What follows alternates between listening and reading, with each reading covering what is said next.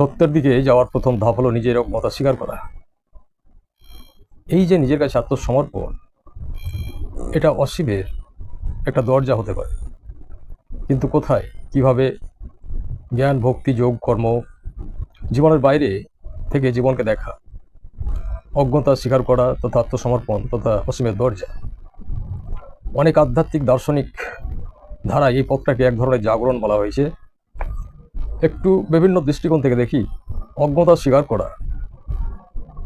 প্রাচীন গ্রিক দার্শনিক সক্রেটিস বলেছিলেন, আমি জানি যে আমি কিছুই জানি না। অর্থাৎ এই কথার মানে ছিল না যে তিনি কিছুই জানতেন না, বরং অহংকারের পর্দা সরানোর কথাই বলা হয়েছে। মানুষ যখন বুঝতে পারে তার জ্ঞান সীমিত, তখন তার সামনে নতুন প্রশ্নের দরজা খুলে যায়। আত্মসমর্পণ মানে কি? এটা অনেক সময় ভুল বোঝা হয়। আত্মসমর্পণ মানে চিন্তা বন্ধ করা নয়, বরং নিজের অহংকারকে নম্র করা। আধ্যাত্মিক দর্শনে বলা হয়, সত্যের পথে সবচেয়ে বড় বাধা অজ্ঞতা নয়, এই অহংকার। জ্ঞান, ভক্তি, যোগ, কর্ম, এই যে চার পথ, ভারতীয় দর্শনে এই চারটি পথকে প্রায়ই বলা হয়। উদাহরণ হিসাবে ভগবদ্গীতায় এই পথগুলোর আলোচনা করা আছে। জ্ঞান, সত্যকে বোঝার চেষ্টা, দর্শন, চিন্তা, বিশ্লেষণ। ভক্তি হলো ভালোবাসা ও আত্মসমর্পণের মাধ্যমে অসীমের দিকে যাত্রা। যোগ, চেতনা ও মনকে সংহত করার অনুশীলন। কর্ম, নিঃস্বার্থ কাজের মাধ্যমে জীবনের উপলব্ধি, এর অর্থ উপলব্ধি করা। অনেক সাধক বলেছেন এই চারটি পথ আসলে আলাদা নয়, পরস্পরের পরিপূরক। জীবনের বাইরে থেকে জীবনকে দেখা, এটা খুব গভীর একটা ধারণা।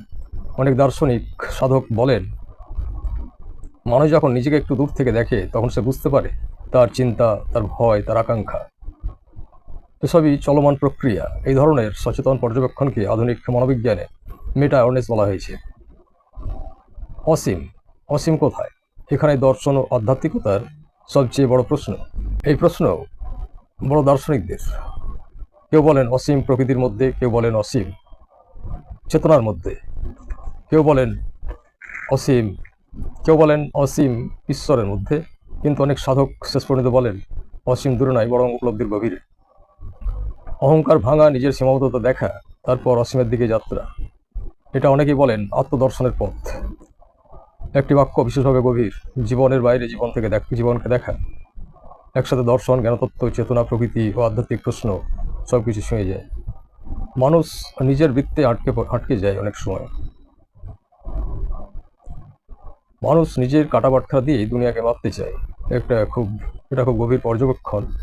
মানুষ সাধারণত নিজের অভিজ্ঞতা, নিজের সংস্কৃতি, নিজের ভাষা, নিজের বিশ্বাস, এই ছোট্ট বৃত্তের ভিতর থেকে পুরো বাস্তবতাকে সে বিচার করতে চায়। এই সীমাবদ্ধতার কথাই বলেছিলেন ইমানুয়েল কান্ট। মানুষ জগৎকে যেমন আছে তেমনি দেখে না, যেমনভাবে তার মস্তিষ্ক বোঝে তেমনই সে দেখে। আজ এই পর্যন্তই। পরবর্তী ভিডিওতে।